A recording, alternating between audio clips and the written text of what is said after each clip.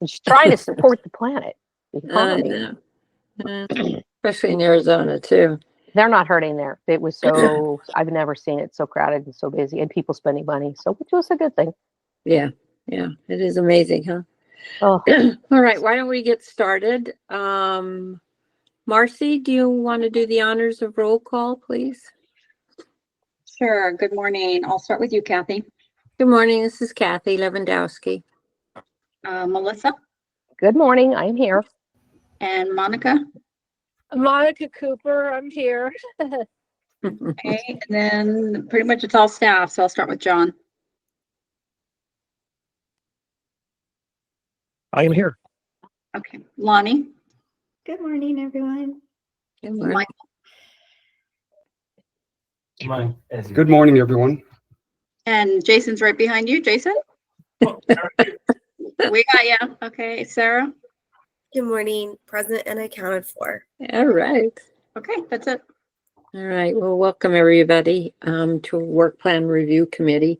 Have you had a chance to review the minutes from the last meeting?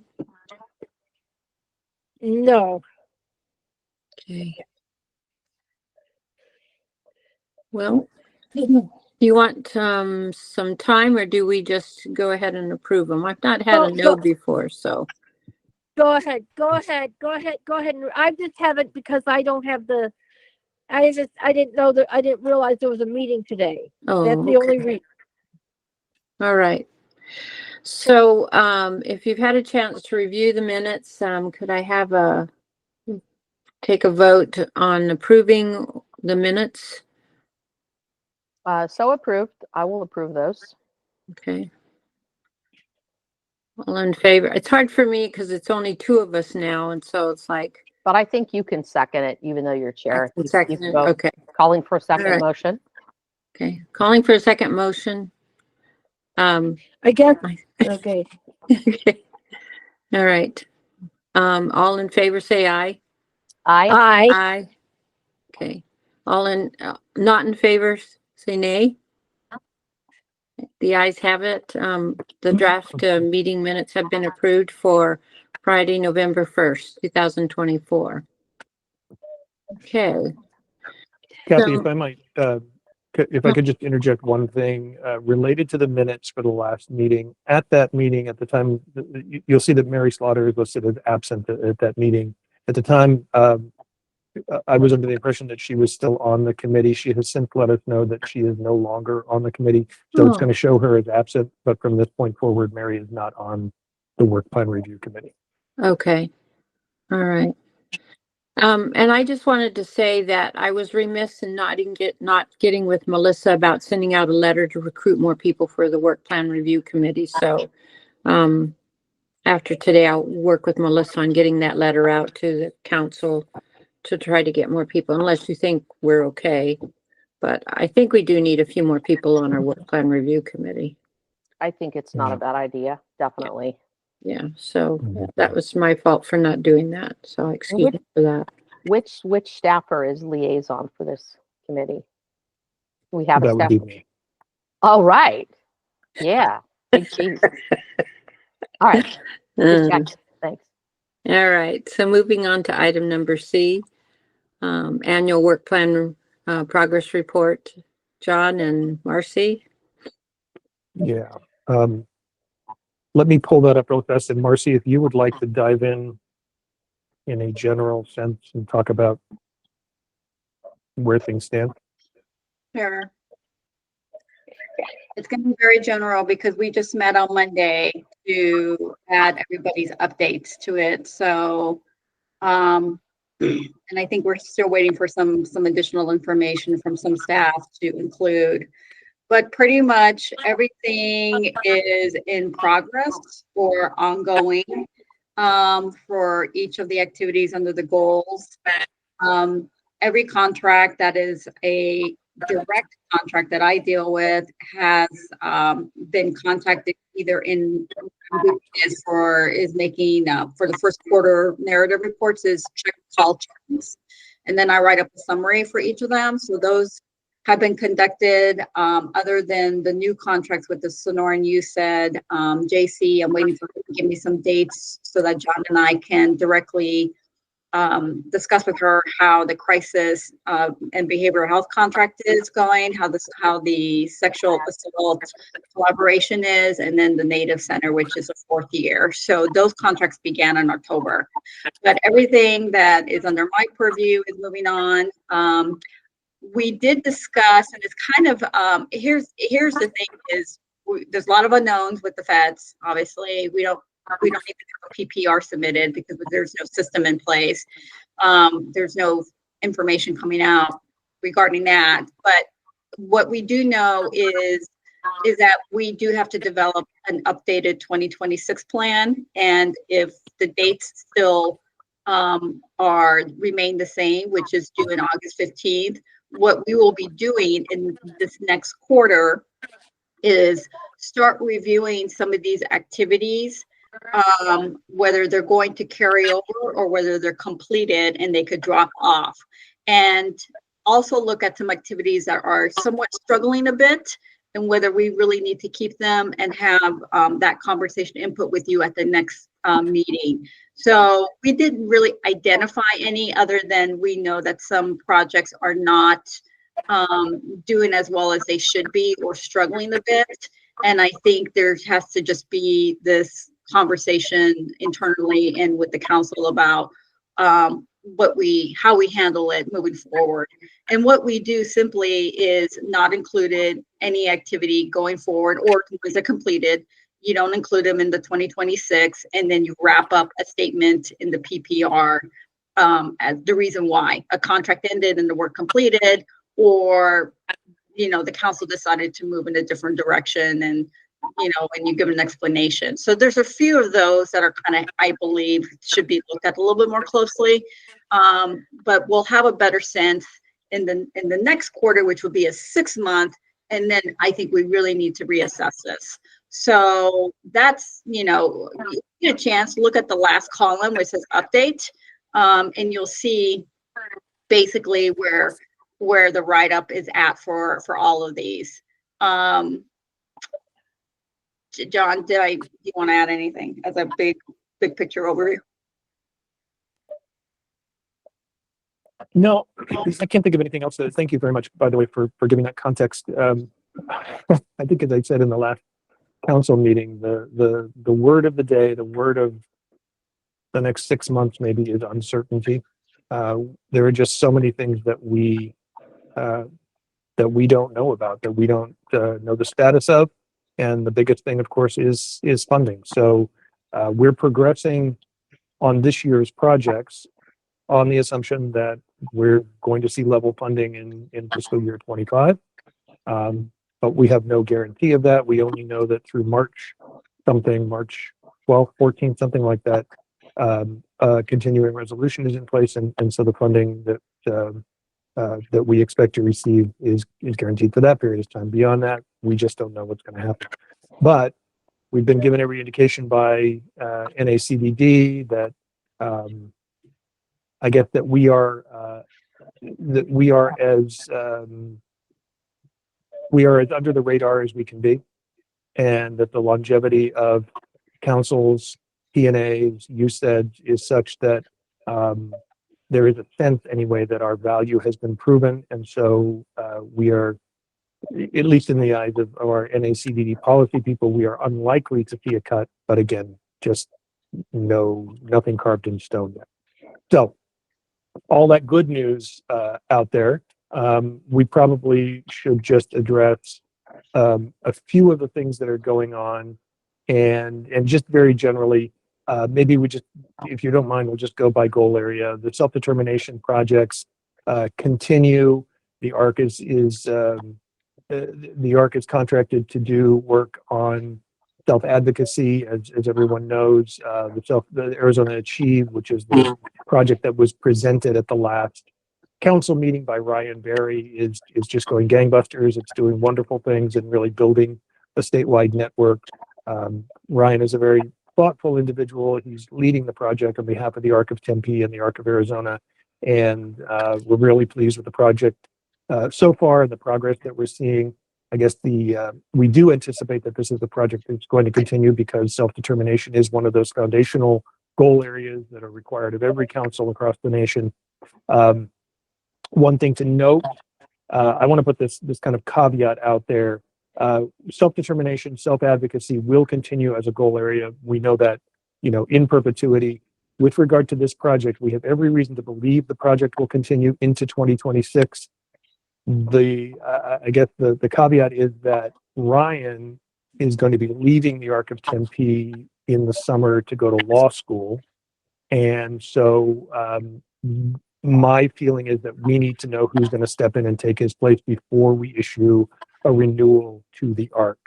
So it's not to say that the Arc wouldn't get the renewal. I just want to have some confidence that whoever steps into that position is going to be able to carry things forward in the same way that Ryan has been leading them so far. So that will bear further discussion, I think, down the road a couple of months, but not too far in the future. And we don't want to see this. We don't want to see this project slip. We want to see it continuing with the momentum that it's had so far. Yeah, you'd like Marcy, to see anything? the same commitment that, Absolutely. that's kind of scary because sometimes new people coming in, you don't get the same commitment or devotion. So, wow. Yeah, I mean, not to overstate it, but I feel like Ryan has been sort of a unicorn, and he just came in and after several years of, I think, dissatisfaction on the part of us as council staff with regard to where self-advocacy was going, or the self-advocacy network anyway, he just stepped in and it was like a revolution, and so all kinds of great things have happened. And we definitely want to see that continue. So we'll keep an eye on that. We will certainly have conversations with the ARC and try to determine what their plans are for filling that role after Ryan leaves. And we'll keep you informed as that goes on as well. Marcy, was there anything else that we should touch on with regard to that project? No, it's mainly around making sure that we set up a meeting probably next month so that we could start working out next steps and what they plan on doing and making sure that the project continues at the rate that it is now. I mean, that's the big concern is having things fall through the cracks, and it just this project has always been really hard to fund.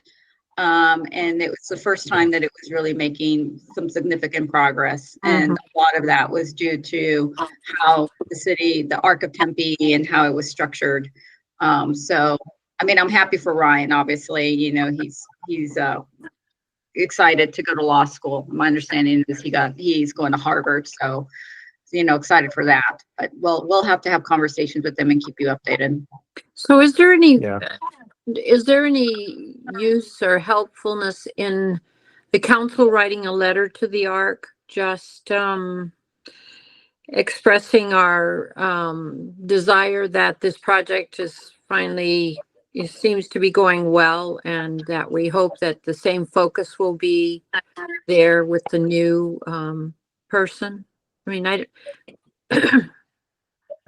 don't know. I just hope that maybe we could write something that might kind of emphasize it to them, that how important this project is, and to keep that focus.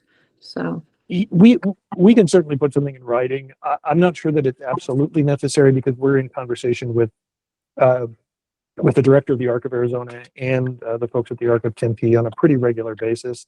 So I think they understand, and we've expressed this to them already. But if you think it would be better to have something in writing, we'll absolutely do that. no, I trust you guys. It was something I thought about, but if you think that they really realize how important this is, that, and it's a success for them, and they want to maintain that success. Yeah. So I'm okay. Okay. All right. The next project I just wanted to touch on, hopefully quickly, is the supported decision making project, which is also being led by the Arc of Arizona in collaboration with Disability Rights Arizona. This is another project that we're very, very pleased with, and I think I've expressed this in the past. They have really picked up some steam. They're doing a tremendous number of presentations, trainings. They've They've done a training for every every GDD support coordinator in the state. They have done trainings for doctors, for other healthcare professionals, for lawyers, for educators. They are doing, I think, a fantastic job on this project. The question in my mind with regard to continued funding is just how long the council should be responsible for underwriting the work in this area. It is clearly a very important issue. It is one that we collectively and individually have advocated for, well, since 2018. The council's been investing money in this since 2019 or 2020. Again, the question is how long the council should take responsibility for that, because, you know, in the eyes of ACL, and I think it's true probably of our council members as well, we should not be a perpetual funding source for any particular project. So we will have further conversations with the Arc of Arizona about what their plans are beyond this year or beyond next year. I would think in all likelihood, we will continue funding into 2026, but perhaps not beyond that. We will encourage them to make this project more sustainable on their own. You know, I know from my time at the Arc, and I know from conversations with Melanie Mills, the new director at the Arc, that this remains a pretty fundamental concern for them. This is something that they are very, very committed to. So I believe she will at least be receptive to the argument that they need to find some other funding to continue the work. And we'll let you know how that goes. But I think at some point in the not too distant future, we're going to have to put an end to the council's funding for this particular project and you know, and move in a slightly different direction, while we maintain the same commitment we have to ensuring supported decision-making is adopted much more broadly around the state. And I hope that makes sense. Yeah, it's like we're going to say at some point, I think, that we've reached our goal as the council in establishing supported decision-making from various other entities, right? Is that, I mean, if we're going to end this because we think that it's now sustainable by some other organizations or organizations, that we've achieved our goal, right? Yeah. Okay. Yeah. And we may be able to play a role in this on an ongoing basis. I know that other councils around the country are either providing some website resources or in other ways helping to support projects in the area of supported decision making. But I think our funding role really does need to end within the next year or two. And so, yeah, we'll certainly have further conversations about that. And I do believe that given the increased awareness as a result of this project, there should be other funding sources out there that will take this on. Yeah, good. Okay. Any questions, Melissa, Monica? No, Okay. Okay. Let's see, what's next? I think everything else under supported or under sub-advocacy is moving forward. We had the community survey. We presented the community survey last month or in November at the council meeting. So you're familiar with the kinds of results we got from that. We are continuing to utilize that information to help us determine what our future plans are going to look like. That will play a role in the development of the next state plan. And it'll have a role in how we conduct our day-to-day operations as well. So there was a lot learned from that. It wasn't as robust a response as we hoped for, but as Sarah pointed out in her presentation, the information we got was very good information, very valuable information. So it's affecting everything we do from our communications to our planning for the next year or the next 5 years and everything in between. I don't know that there's anything else here under self-determination that is really, just wanted to mention the legal options manual. We did, as you know, we contracted with the Sonoran Center down at U of A and Disability Rights Arizona to do an update on the legal options manual, given the popularity of that publication and the importance of that information for the disability community. We anticipated that it was going to be ready by the end of December, and in fact, we had to extend that contract through March 31st of this year. There were some circumstances that were outside of everybody's control. A key staff member at the Sonoran Center left, and some things got delayed. But the work is on track, and we do anticipate that we're going to have a final version of that by the end of March. Marcy, did you want to say anything about that contract extension or any other aspect of that project? I just sent JC a message. You'll see it in your inbox, John. We just need to know the status of the draft so that we can have it reviewed internally, provide comments back to them. And then Sarah is going to be working with them on a communication release plan. So they did ask for an extension because it was taking longer to update the manual, and they also need to make sure that it's translated in Spanish, it's in plain language. So it wasn't, it's a no cost extension to the end of March, but once that is done, this obviously won't be one of the contracts that will end, and hopefully we'll have an updated manual. So can I ask, are there major revisions to the LOM in terms of when we go to communicate it out there that it's revised, that we should point out we've added something really new, especially for professionals? And because when I think about this, if it's being used in training for staff and things like that, are there specific things we need to point out to them that staff need to pay attention that this is new or this has changed? Yeah, I think that's a really good point to make, is that it should be highlighted probably on the content page, or either as a cover letter or cover intro as to what is the new information. I know support decision making was going to be a big part of it. And so we certainly can create an outline in the very beginning as an easy paragraph to read, so that readers understand what's new and different about this. Obviously it will look different and will hopefully be easily readable and accessible, but to highlight those changes would be really important. Yeah. I'm hoping that Voc Rehab is using it as part of their training of their counselors. I'm not sure, but if they aren't, maybe we should work on that, We can have that conversation with Kristen and make sure they are. Yeah. And DDD. Yeah. Right. As Marcy mentioned, the supported decision-making information is new. Of course, with the change of administration, we have there are a lot of new forms at the state, or forms that have been updated with different names on them, and some changes to the forms, some changes to law related to guardianship and conservatorship and so forth.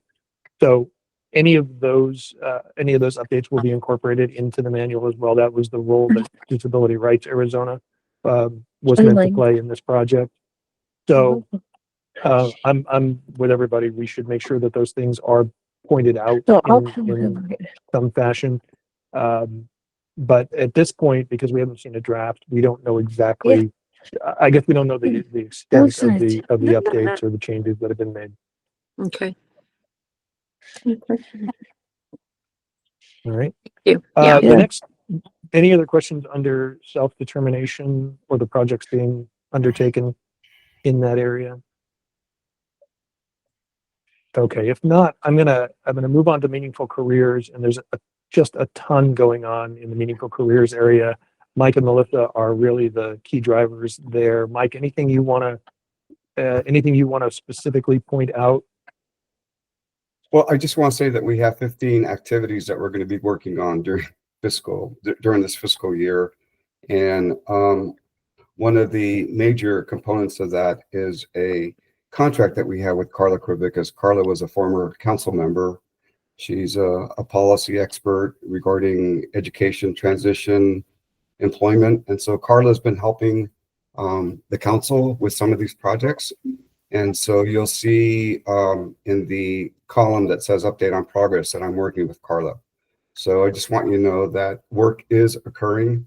For example, the first one, create and disseminate a minimum of 2 plain language resources. The Pathways to the Future series that we created a couple of years ago has been very successful. We have 6 that are already have been created. We just created another one called Preparing for College. We created another resource called Graduation Targets. So all of these materials are going to be added to that arsenal of materials that we have, and they're going to be shared with families to help with transition planning. We're continuing to work with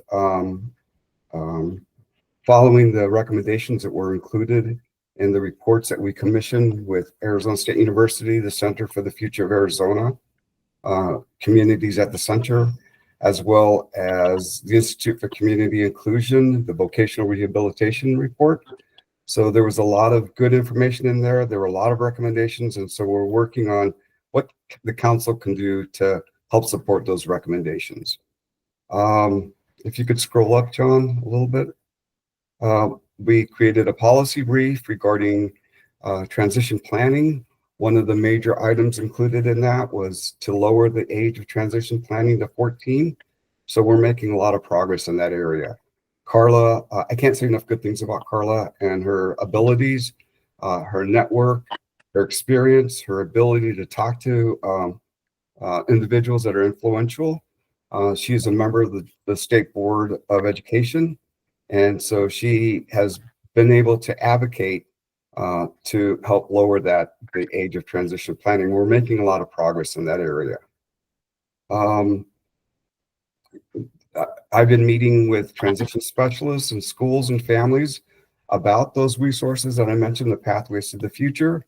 And so what Carla and I are planning to do is to form an additional small focus group that we can share these resources with, and vet them with them, or have them vet the materials, and then have them provide feedback and guidance on what additional resources are created.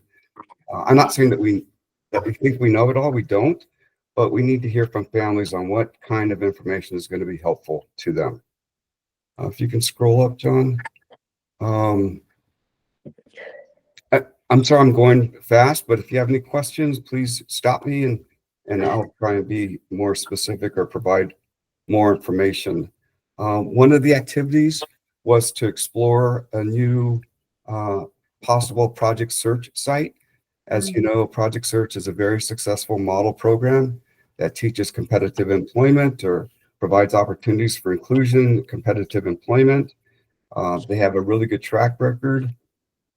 I met with staff from the Arizona School for the Deaf and Blind down in Tucson. They expressed interest in having a Project Search site, and so we had a good meeting with them.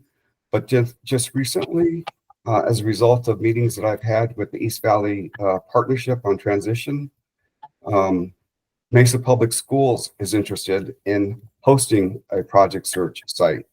So just this past week, I met with Martin Apple and Loretta Alvarez, who is now overseeing Project Search for the Sonoran Center, Cindy Burns, who is the representative from Project Search National, Carla, and myself.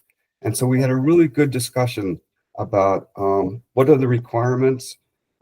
Is Mesa Public Schools really committed? Do they have a possible business site? Because Project Search is incumbent upon finding a business site that's going to be able to work and partner with us. And I feel good about what Mesa Public Schools wants to do. And so we're going to have those ongoing discussions. We have a meeting set up for February.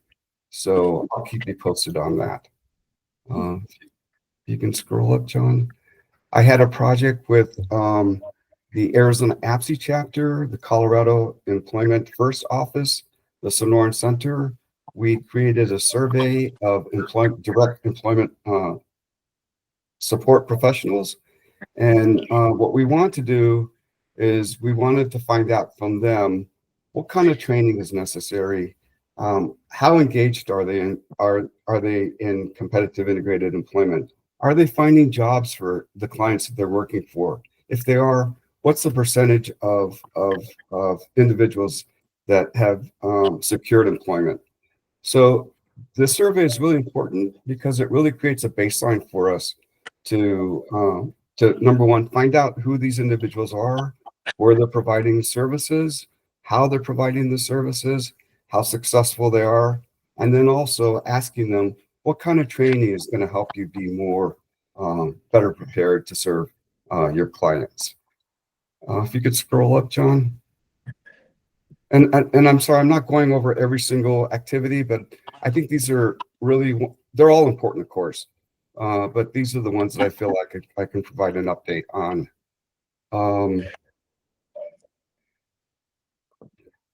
Last year, we had a really good success with our DD network partners, as well as the Arizona APSI chapter on promoting National Disability Employment Awareness Month. We created a social media campaign.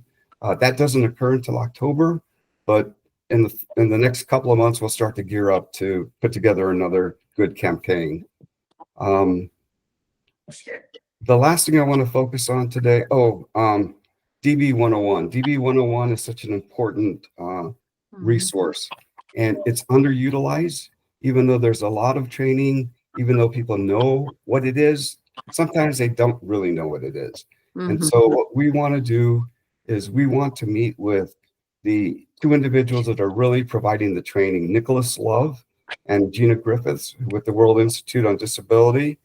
We want to talk to them about how can we better, how can we make the presentations more impactful and more consumer centric.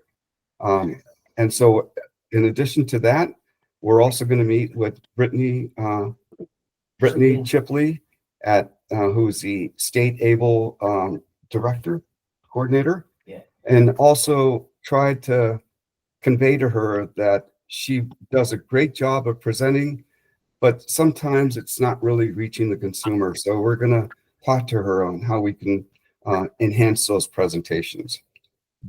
Lastly, I want to talk about a project that the Meaningful Careers Committee discussed last year. We just had a meeting this past week, and that is developed.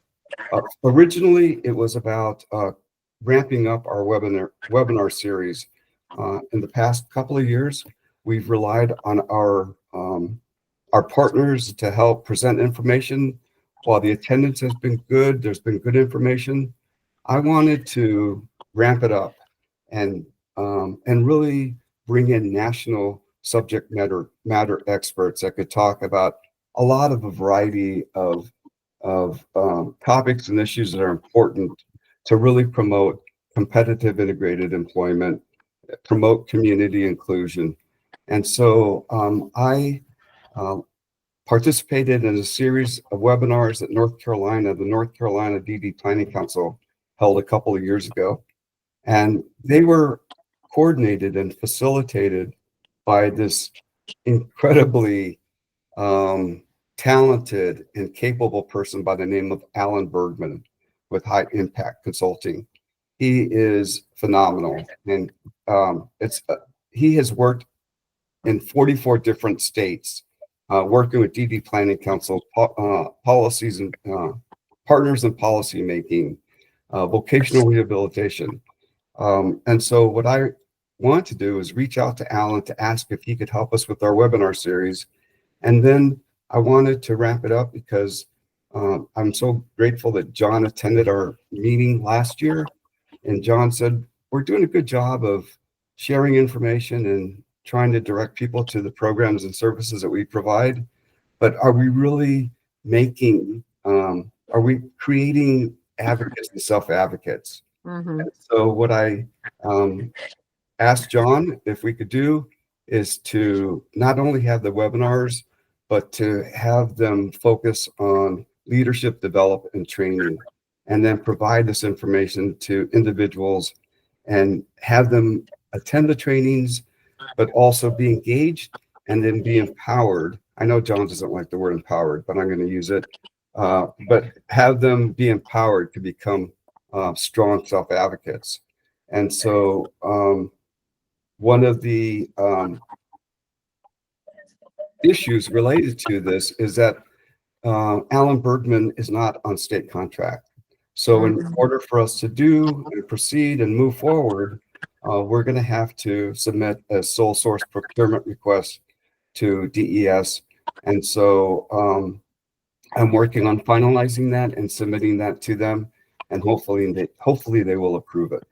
And so the last thing I'll say about this is that what we'll do is at the beginning of the leadership development and training for families and individuals, not for state employees.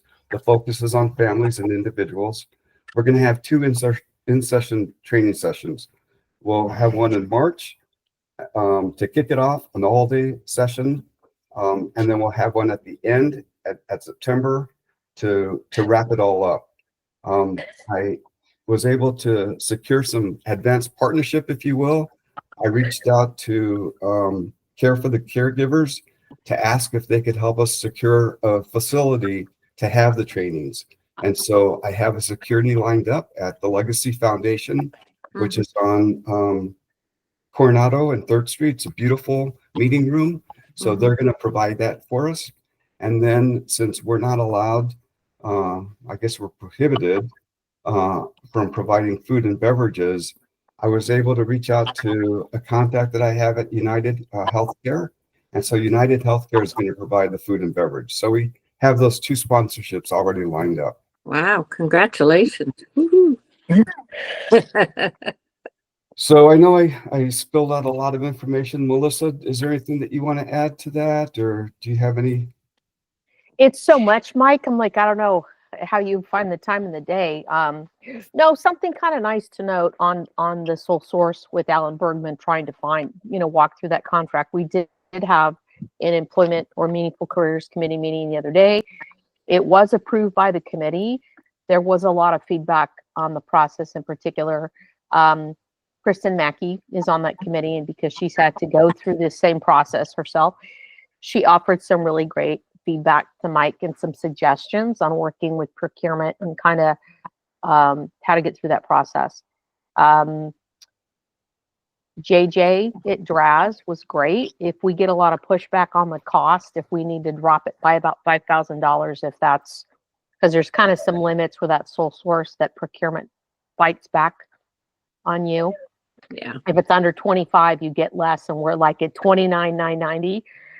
And JJ was great. He said, if you guys have such a fight on your hands and you think you may need a little bit of additional funding to get it under that 25, Draz may be able to offer some money on that. So hopefully we won't have to go that way, but we do have a lot of support for the project, at least from committee. So, and Mike, thank you. You have so much on your plate. I'm excited for everything we're doing. Thank you, Melissa. You bet. Yeah, I'm looking forward to the policies for the VR. That'll be interesting. Yeah. So we have a few. I know Mike didn't go through all of it, but he mentioned the big ones. But there's some other stuff we're also working on, even for people to find pre-ets, to find somebody, a service provider to fill out the paperwork. There's such a big barrier for people in all of it. And so those are things also that we've got plans to put in plain language for parents and families on how to find a provider, like the questions to like simple, how do I find a provider? And then how do I fill out the paperwork? So, what is this? Yeah. So Good. That's kind of it. Thank you, Mike. You're welcome. Yes, thank you. All right. Okay, moving on to the third goal area, and in the interest of having adequate time for further conversation on agenda items, I'm gonna really bust through this stuff. There's a lot of work going on in community outreach. Sarah, Jason, Mike, myself, we're all involved in stuff, reaching out to communities and ensuring that resources are made available to individuals who may need them, whether it's through translations or video resources or alternative forms of delivery. So all of those things are going on. We continue to work with community members who contact us for assistance in navigating the system. So that all is proceeding. One thing I did want to mention in particular under the first goal area, or under the first activity area or objective, is the Community Inclusion Index, or the Data Hub. We've talked a lot about the Data Hub over the last several years. I think it's a fantastic resource, and Marcy has devoted a tremendous amount of time to kind of negotiating this whole situation with Dr. Alex Kurtz at ASU and bringing this to reality. And I think we've been able, through the federal data that's available and now the state level data that's available, we've been able to make this a much more robust tool. The question here, similar to supported decision making, is just how long the council will be able to dedicate or should dedicate funding to this. It's a little more personal in the sense that it's located on our website, but at the same time, we would like to find a way to significantly reduce the amount of money that the council's putting into this project on an annual basis, and maybe find some supplementary funds, which Alex thinks he can get through ASU, but we just don't have anything definitive on that right now. So we continue to have conversations with him, and he continues to pursue some potential prospective funders related to the university. Marcy and I are meeting with him, actually Marcy, Lonnie and I are meeting with him again next week to have a further conversation on this. We all have talked about this in the past and agree that the Data Hub is a really good tool, and it's something the council should be proud of, and provides a fairly unique service in Arizona. But we want to make sure that that this doesn't just become a perpetual item on our ledger. Basically, we'd like to find some other funding that can sustain this over the long term. So we'll let you know about that. But we're really pleased with what's been done on that. We're really pleased with the new data that's available for it. We'll just keep looking for more creative ways to make sure that it can be paid for over the years.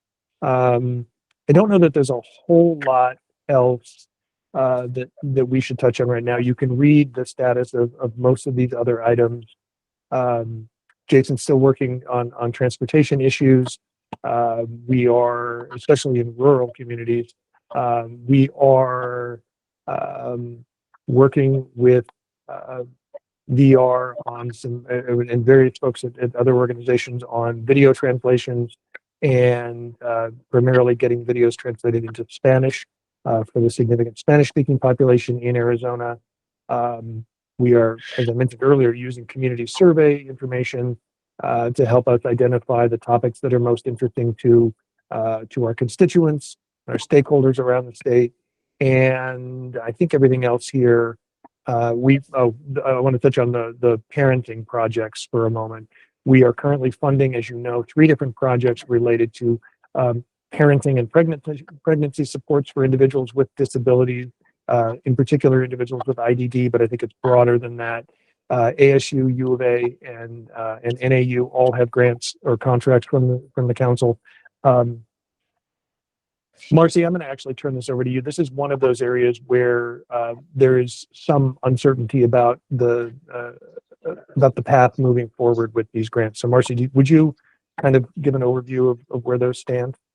Sure. Kind of jumping into the next agenda item, which is what I was going to cover. But quickly, this was only supposed to be a 2-year project, and I'm going to reach out to them sometime in the next month just to let them know it's a 2-year project and make sure they understand that. But this kind of gets into the next agenda item, which it's really hard to kind of conceptualize. We are, we're in the development of a new comprehensive review and analysis, the contract with NAU to do the data collection. Part of that data collection will assist you guys in determining the next 5-year plan. What is submitted to the feds is a 2-year annual work plan like this. So you identify your goals, your objectives, and your activities.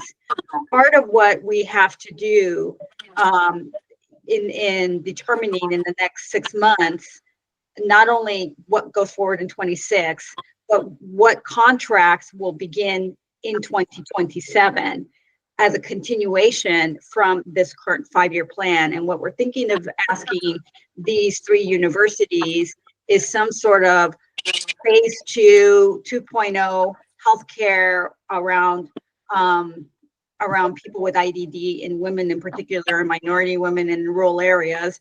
And so it's really kind of to carry it over as what we're going to call a bridging. And you're going to hear that a lot from Lonnie and John and I. We have to think of some of these projects that technically can move into a second phase as a bridging for 1 year as the 2027 year ramps up. And there's a reason why we're going to do that, as we'll explain later, but I don't want to get into the details of why we have to do that right now, other than we're going to be identifying some projects that will go on in 2026 and then into 2027 for 1 year. And it's really because we have to think about the funding that we have to obligate within the time period. So in short, we'll give you more details next meeting and as we continue to meet. And just keep that in the back of your mind that some projects will have to continue on for 1 additional year post this 5-year plan.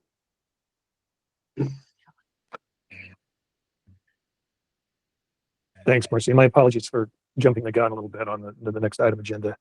Any other questions related to the inclusion goal area and the activities that we're supporting or undertaking there? Okay, then moving on to the 4th goal area, safety. We have a grant or a contract with IHD up at NAU to do a training program for individuals on internet safety, online safety. Oh, I'm sorry. Yeah. So that one is proceeding well. They've done a number of different trainings, and they're pleased with the progress. From what we can see, it's going very well and has garnered a lot of interest. And they've done presentations both in northern Arizona and in southwestern Arizona, in Yuma. So they're reaching out beyond just their home area, and that's good to see. We'll have more information as that goes along. We are, of course, supporting a contract with Lynn Tamasa and the Sonoran Center to do further work on sexual violence against individuals with IDD. Lynn presented at the last council meeting, and so you're familiar with the work that she did and the report that she issued. This is one that we'll be able to report on a little bit more. We haven't had a recent conversation with Lynn or with JC about the status of the project, so we'll get back to you more on this as we go along. But based on what Lynn was able to find in her initial report, we think there's obviously a lot of work to do, and we'll be curious to know what direction she has taken that. Everything else here, I think, is pretty self-explanatory. One thing to mention with regard to activity number 5 here, the Grand Canyon Collaborative, which was a group that included Arizona Coalition to End Sexual and Domestic Violence, the Council, Disability Rights Arizona, Arizona Statewide Independent Living Council, the ARC of Arizona, and I think the Commission for the Deaf and the Hard of Hearing. Jason was our representative to that group. Unfortunately, it was received, or fortunately, I guess, for the time during its lifespan, it was receiving funding from the Office on Violence Against Women at the Department of Justice. Unfortunately, that funding was ended. It wasn't renewed. So that project has come to an end, at least temporarily. I think ACES-DV, which was the lead entity on the project, is looking for some new funding, but at this point, none has been secured. So that project, which was again focused on sexual violence against people with disabilities, that is dormant anyway at this point. I don't want to say that it's dead, but it is dormant right now.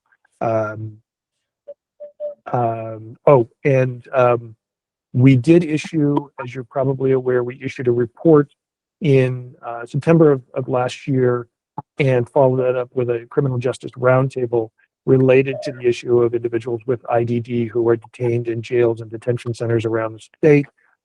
We are continuing to do work. Once again, Jason is the lead on that, continuing to do work on that issue of criminal justice and individuals with disabilities.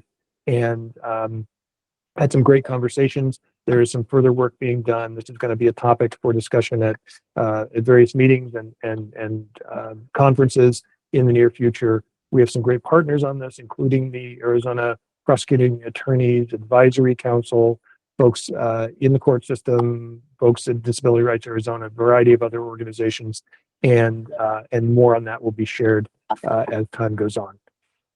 The last issue I guess I would mention is the work we're doing in behavioral health. The Behavioral Health Core Group continues to meet, and we are supporting a contract with the Sonoran Center to look into ways to improve crisis response and behavioral health supports for individuals with IDD who are experiencing crisis. tremendous need around the state of Arizona, an almost entirely unmet need. The system right now is pretty inadequate when it comes to our population. So we are funding that project with the Sonoran Center to undertake this work, and we will know more and be able to share more as time goes on. So I think with regard to safety, those are the highlights. Any questions on that? I don't Okay. have any. And then, okay. Monica or Melissa, any questions? No, My colleagues, anything I forgot or neglected to mention? No, you're good. Okay. Finally, the final goal area is system access and navigation. We've been working for a couple of years on getting this how-to guide, what we're calling a how-to guide, up and running. An intern at U of A started the project back in, I think, 2021. And we are finally at a point where it is on our website. It is live. Sarah has taken over the kind of liaison role on that project. And so that how-to guide, which I would point out is iterative. It is intended to evolve over time. It is intended to be updated and added to. And if you're involved with the System Access and Navigation Committee, you know that it's gone through several iterations. It probably will go through many more and may look very different a year from now than it looks today. But Sarah is responsible for that, and I know that there are ongoing conversations through the committee and through individuals who serve on the committee to make sure that that is a valuable resource for families who are trying to navigate the system, and in particular families who are thinking of moving to Arizona and are unfamiliar with the Arizona service system. Let's see. The Bridging Aging and Disability Networks project also is ongoing. I'll share more with that at the council meeting. I or Mary will at the council meeting on January 24th. But for now, please know that it is a growing project. It is the participants who range from nonprofit agencies to government agencies to service providers, a whole range of different organizations have really taken up the charge and are really going forward. We are focusing on 4 key areas in that. One is future planning. One is access to healthcare, equitable access to healthcare. Another is technology access and safety. And the final one is residential transition. And those, as work group titles, may not mean a whole lot right now, but again, we'll share more as we in the council meeting. It is an exciting project, and it's exciting to see how enthused everyone has become about it and how the work group leaders are moving forward with it. So that again is one that we are partially being funded by NACVD and ATL to undertake. It's not a huge amount of funding, but it is something that can help offset some of the expenses of travel and so forth for the participants. So more to come on that, but it's a great project and very timely with the aging disability population. And then we continue to do work on refugees with disabilities, with vulnerable populations, in particular related to healthcare access, accessibility and navigation of the system. And then finally, the last thing I would mention is our targeted disparity. As a reminder, targeted disparity is a requirement.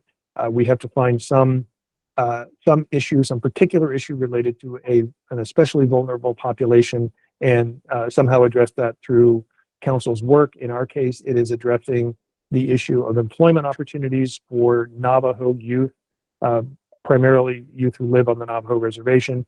That is being undertaken by the Sonoran Center as part of our grant for the Circle of Indigenous Empowerment, what used to be known as the Native Center for Disabilities.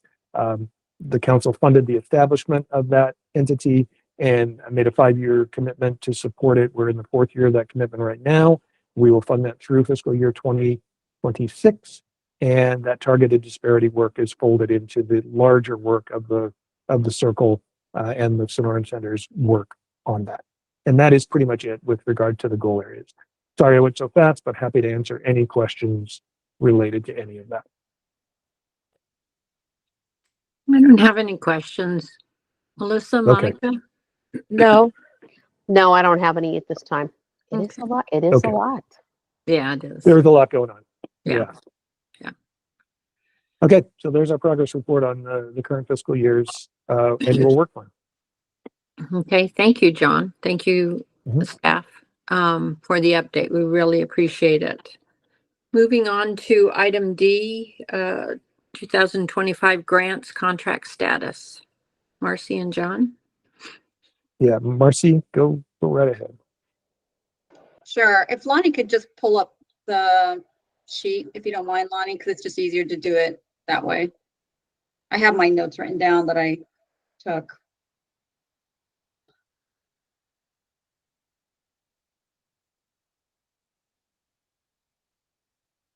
Lonnie? I don't know if she's there. Okay, well, I'm there. I was on mute. Sorry, I'm trying to pull it up. I was planning on displaying it for the next agenda item, so give me a second. so it kind of mirrors what John had discussed, but obviously we have several contracts that end on 6/30/2025 and some contracts that end in September. Some are going to go forward, some are going to fall off. Thank you. And if you could just make it a little bit bigger. So just briefly, just to cover about the contract status. We are planning to continue through the end of the 2026 work plan, self-advocacy and support decision-making. Obviously, conversations with the ARC that oversees both, we need to have with them to just ensure that it's a smooth transition with whoever takes over self-advocacy and about support decision-making and how they plan on continuing this without council funding in the after 2026. Under the safety goal, we talked about the pilot project that NAU IHD is doing for online training for self-advocates and families. That is a pilot right now, and they are looking to take that information that they're doing as a pilot to roll out more of a comprehensive program in the second year. So that will be funded in the second year under the safety goal. Under meaningful employment, we do have to work out some information with Michael and John on the work that Carla Kravakis is doing and what will carry over and what her PO contract, her purchase order contract will look like going forward. There is the discussion that we also need to finalize with Michael around Project Search because possibly the council will pay for one licensing fee of $18,000, so one site. Even though there are multiple sites that are interested, one site does need to be figured out. And we do need to work out some sort of process for how that money is paid to the National Project Search Association because we do not pay them directly. So we need to figure out a process for payment. So there's a lot of internal discussions and workings on making that happen. So we'll continue to work with Michael on that. Under the Inclusion Impact Analytica, we are meeting with Alex next week to kind of go over some data, updated US Census data, and I know he's going to be on the agenda to present information, but we do need to discuss the content further about the award amount because right now it's on a no-cost extension. He doesn't bill on a regular basis, so we don't know if this amount that was given to him, $15,000, is going to last through 2026, or whether there's going to be additional funds to award to him. But we do need to work that out and prior to this extension ending, so that Lonnie knows how to budget for that. I mentioned earlier the pregnancy and parenting already. It will end. That contract will end in June, I believe. And so we do need to work out some sort of transition next phase. And so perhaps a new scope of work will be developed and figure out a way that they can move forward if interested. Obviously, this all kind of stems whether they're going to be able to figure something out.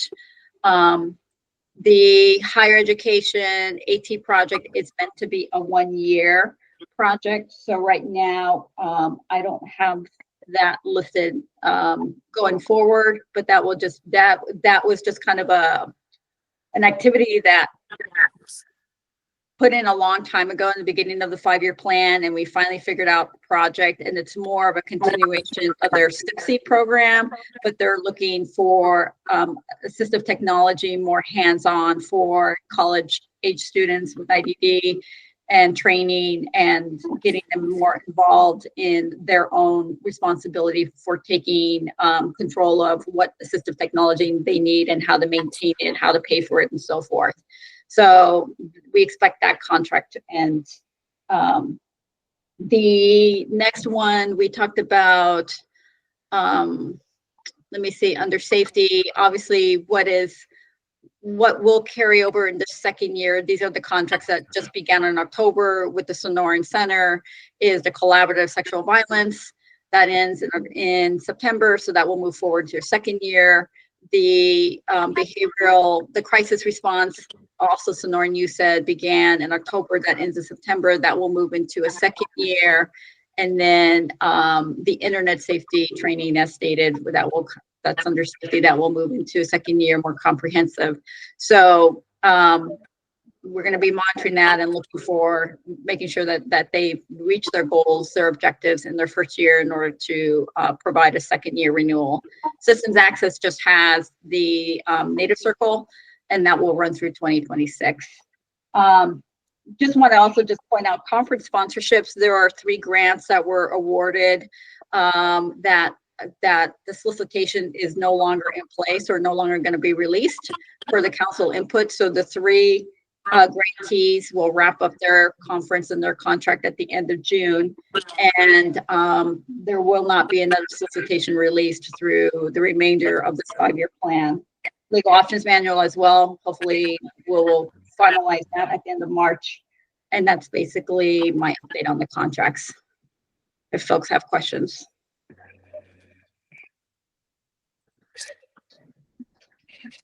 No, I don't have any. Monica? No, I don't. I do not either. Thank you. All right, thank you. Okay, moving on to item E, 2026 federal funding projections, plans, and contingencies. John, Lonnie, and Marcy? Yeah, and you know what Marcy just shared really is it segues into this. All of the things that we are doing now, and I mentioned this earlier, all the things we are doing now are predicated on a belief that our funding is going to remain level or fairly level this year and into next year. But at this point, we just don't know. We have notices of award that cover only a portion of this year, and until either a new budget is signed or a new continuing resolution is put in place, we won't know what our funding is going to look like for the remainder even of fiscal year 25. Now, the good news is, and probably Lonnie should be addressing this, but the good news is we are spending 2024 money right now. So we have the money we need to carry us through fiscal year 25, but our fiscal year 25 allocation funds fiscal year 26. And so it's difficult for us to really project what the future is going to look like. If any of you have a crystal ball and can see it, please let us know, especially if it's good news. Please let us know. But for us right now, it's just basically impossible. So we're proceeding as though things are going to remain the same. At the same time, we have to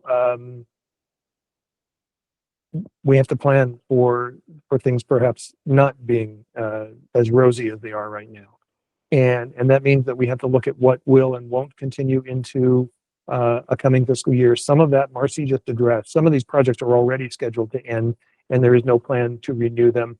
Some that are scheduled to end that might be up for renewal, we could potentially have to put a hold on, and you know, we might not be able to continue funding into the next year. And then some things, worst case scenario, we might just have to drop altogether or pull in-house and take on as staff responsibilities.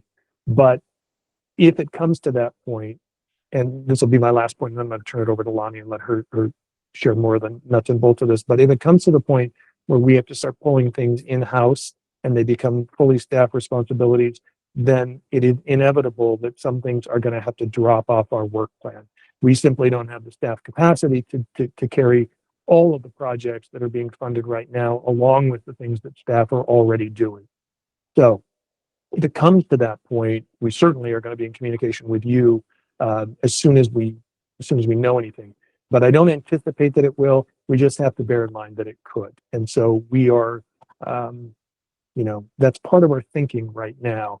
And Lonnie, I apologize. I probably stepped on a number of things that you wanted to address, but I'm gonna ask you to kind of give the overview, and then maybe we can have a discussion about what the future might look like if we have to start making some adjustments. Okay, no problem. And anything that was already reviewed probably bears repeating anyways. Just to let you know, everything that we've already reviewed falls under federal fiscal year 24 funding. So this middle column here. Can you pull that up as a full page? I don't know. To me, it's showing as just one of the windows, like underneath John.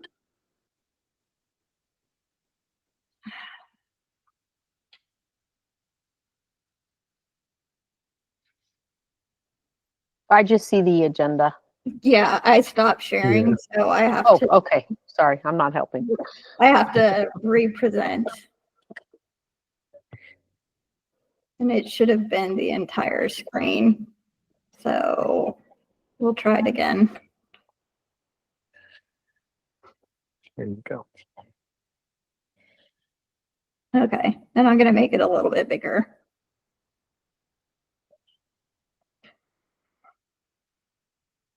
So this middle column is pretty much the funding that we're using for the 25 work plan. So the work that's currently being done, because the first year, the year that it was awarded, was where we needed to determine what are we going to obligate these funds for. The second year is pretty much to meet the period of performance requirement. So everything that's been reviewed has been budgeted for, and we have the funds to complete. Now, looking forward is where we're trying to put a puzzle together without having all the pieces. To date, for federal fiscal year 25 funding, there's been 2 continuing resolutions. The first one ran through December 20th, and we received the award letter for that in the amount of $332,000. So we have those funds available right now. Now, the second continuing resolution was passed pretty much, I think, on December 20th, and that runs through March 14th. We have not received that award letter yet. NACDD does not know when we will receive that award letter. They're anticipating the end of January, maybe the beginning of February, and we don't know what that amount is going to be when we get it. And we don't know, what's going to happen beyond March 14th either. There's a lot of unknowns, but at this point, those unknowns are falling into the work to be done in 2026. But again, it takes so long for the grant process to go through. You're looking at pretty much 6 months. And so if we find out what our total award's going to be, let's say in March, which we haven't done, we've been working with, 5 continuing resolutions, 6 continuing resolutions in a year. So the constant unknown of what our funding is going to be makes it excessively challenging for us to plan. And we can't shift quickly just because the grant process takes so long with outside evaluations and council approval. And it's just a process. So for us to pivot and to be put in, ever more constraining environment to operate under, it's become challenging. So please be sensitive to that.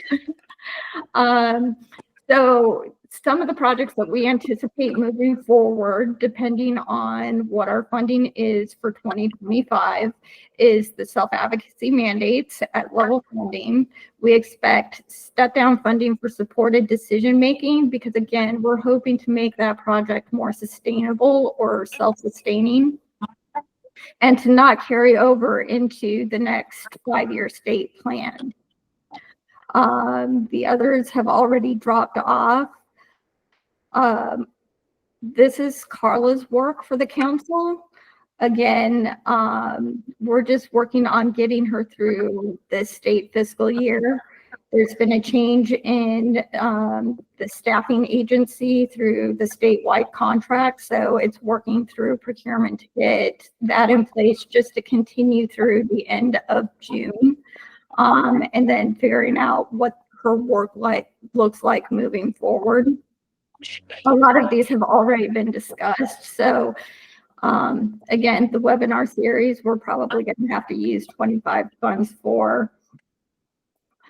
And again, most of the in-house projects aren't discussed here. This is just more of the competitive contracts. Impact Analytica, again, it's been extended, but we need to have further discussions as to what the funding looks like moving forward. Pregnancy, it's just like, what's the next iteration moving forward, and trying to find those buffer projects. So that way there's some kind of transition between this current 5-year state plan and the next 5-year state plan. Because to have a hard stop for all projects in one 5-year state plan, shifting to the next 5-year state plan isn't really realistic. There needs to be some things that kind of carry over, and, you know, as much as possible, trying to identify it with the data that we have, because again, the CRA and everything that we're going through with the planning process, it's kind of premature to determine what projects, what goal areas. So it's just like, it needs to be something broad enough that it makes sense to carry over and work that should continue, and, you know, issues that need to be addressed in the community, not only now, but moving forward. So it's identifying what those things are. And then I'm going to scroll down to the bottom really quick. So right now we're showing that there's a surplus of funding, and this is with anticipated level funding. We don't know if we're going to get level funding. We don't know if we're going to get cut. If we get cut, we don't know how deep. We don't know when we'll know what our funding is going to look like. So right now, we could take a cut and not really be hurting too much. However, should we need those additional funds, we get level funding, which is what we would hope for. We've got some ideas as to how to make up, what can we fund to cover what isn't currently supported if we get level funding, if that makes sense. So we're trying to come up with multiple scenarios in order to meet whatever funding we end up getting. We're trying to come up with contingency plans. If you guys have ideas, we're open to them. And again, like Marcy said, some of these projects are relatively new. These just started, these 3 right here. So we anticipate those moving forward into the transitional type projects into the next 5-year state plan. So they may carry over into that first year of the next 5-year state plan.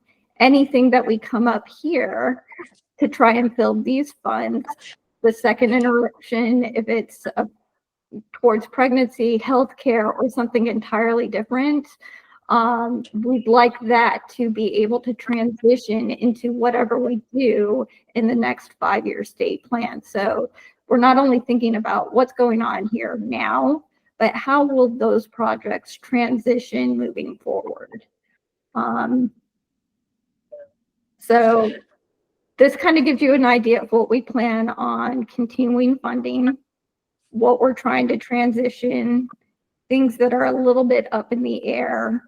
And, you know, if we're not given full funding, we've considered it. If we're given full funding, we've kind of considered it. And, you know, again, we don't know what our second award letter is going to look like. We don't know. It's just very difficult to figure out when you're missing critical information, and our timeline is so constrained, because really we have to identify these projects really in the first year. Mhm. So that way the work can be done in the second year, because we no longer really have that 3rd year for work unless they continue to grant us no cost extensions. So we've got a very, very condensed time frame to put everything in place. And when you don't know what your funding is, I mean, we got an award letter of September last year, and so that was the last month. Obligating that for work to be done in a second year, it's excessively challenging with more constraints and more unknowns. So, yeah, we're managing, we're getting through, but it's a challenge. Marcy, John, anything you want to add? Any questions? No, I don't have a question, but I do have a comment. I appreciate all that you guys are doing and how you're strategically trying to manage the budget that you have. I would say that if there is any project where we are working with families or youth, let me give you an example, like Project Search or something like that, where we're right in the middle of helping a youth with employment or education. If we could not just leave them, if the funding got cut, try not to leave them just without any support after that. Does that make sense? I just feel like I'd hate for them to say, well, the funding's cut, so I couldn't pursue or I couldn't do this.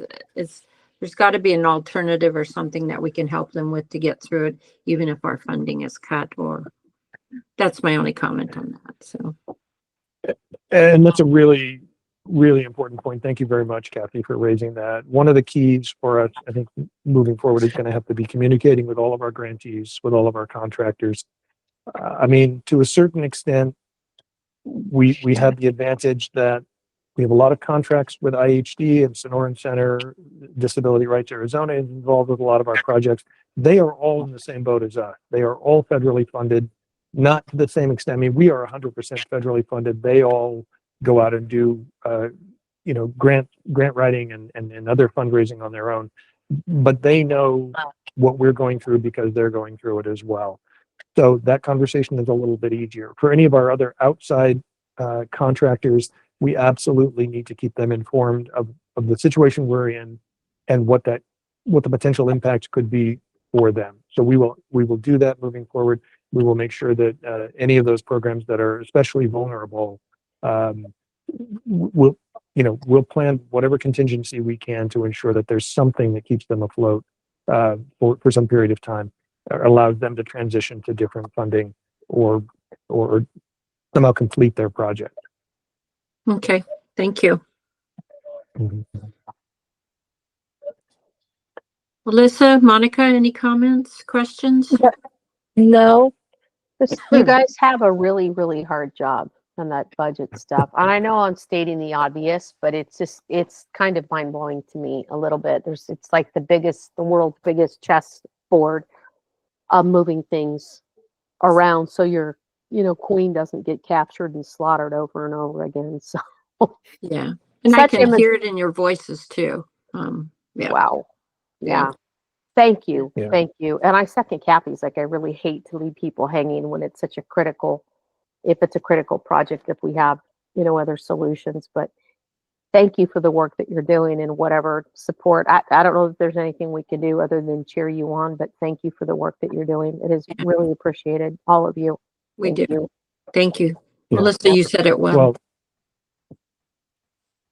Well, Thank I'll you. speak on behalf of everybody and say you're welcome. It's clearly work that we are all committed to, and we want to do it to the best of our ability.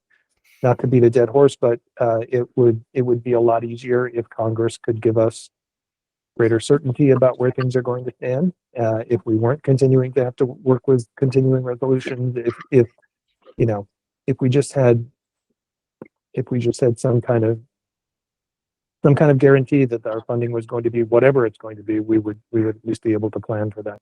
But as Lonnie pointed out, and it's harder on her, I think, than anyone else because of these timelines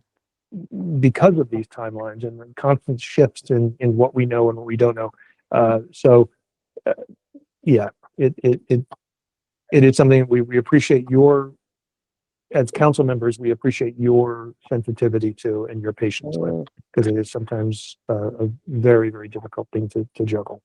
And thank you for helping us do our work as well. We couldn't do it without the council members supporting us and the projects that we're putting forward and making recommendations as well.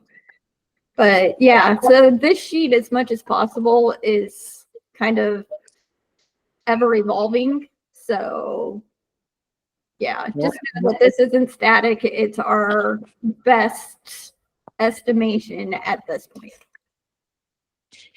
Okay. Thank you. Thanks, guys. Okay, shall we move on to F, the 27 to 31 state plan development process, role of the work plan review committee? John?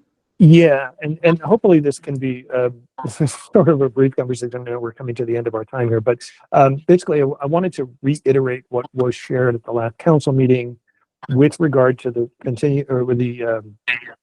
the CRA, the comprehensive review and analysis, and then the focus groups and surveys that will be done around the state over the next, in particular over the next 6 months, but then beyond that, really for the next 18 months.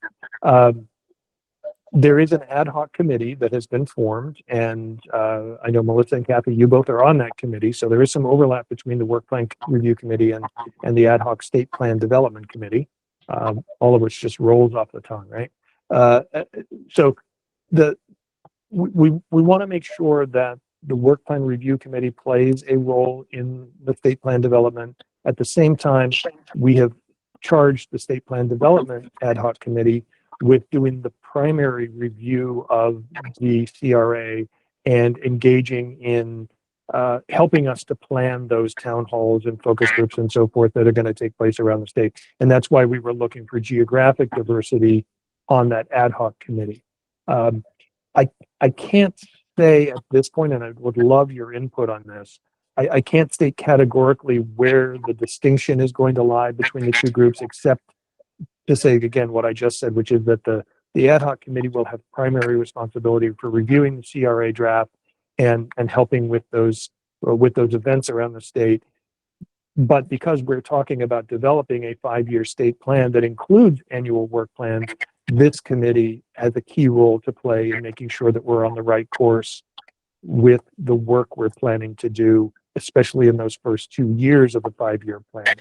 So I realize this is kind of nebulous, and I apologize for that. But I would like to get your input as members of the work plan review committee on how you, I guess, how you would see us distinguishing between the work of the two groups, but also ensuring that there is strong collaboration between the two groups.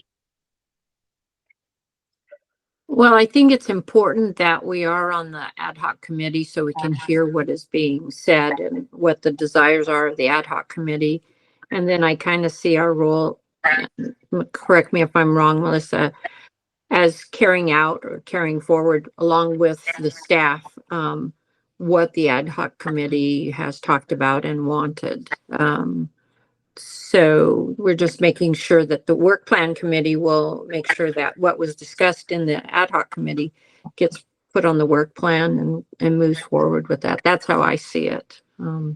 Yeah, I think we're kind of supporting their work, and unless there's things that are proposed, because we're a little bit more familiar, we're like, yeah, there's no way that's doable, or that's just not in alignment with what we're doing. I don't see that happening, to be honest with you. We have very bright people on this council, and I think we all have a good handle on what we're doing.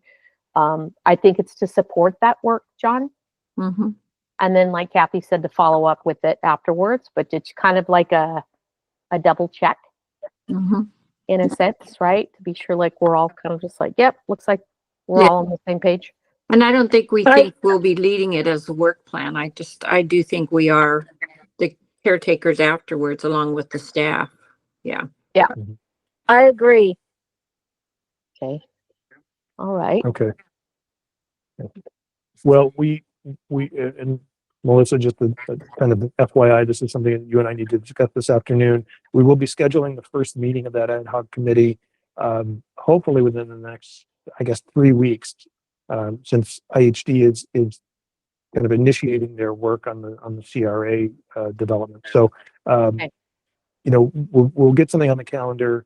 I know that at least both of you will be there. Megan is also on that committee. If she's able to attend, it should be another, I guess, sort of liaison between the two entities. So, just a heads up, and just as long as you're comfortable with where we go, and it'll probably evolve a little bit, and we'll massage it as we need to. But pleased to know that you see that the two groups can work together in harmony, Oh, yeah, Yeah. of Yeah. course. complement each Yeah. other. Absolutely. Okay. Yeah. Great. Okay. Thank you. Okay. You bet. All right. Well, I think if nothing else needs to be said about that, then we've come to the end of our meeting and need to talk about our next meeting. What's your recommendation, John?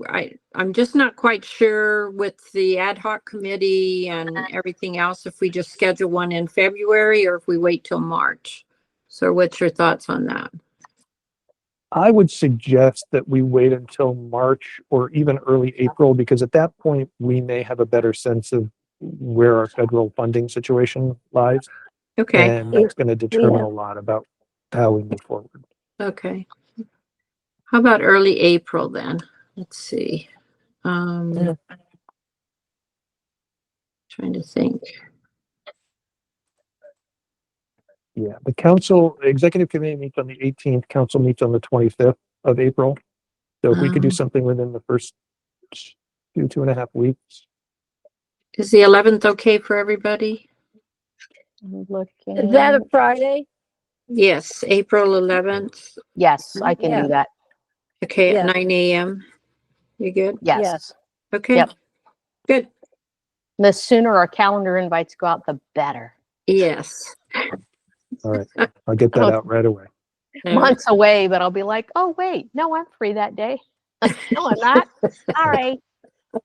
Just as Lord. a kind of a heads up, there is an event, the American Indian Disability Summit takes place that day, and we typically have an exhibitor table there. So it is possible, I'm going to just say Mike, Jason, and or Sarah may be staffing that table. So one or more of those two may be absent from the meeting.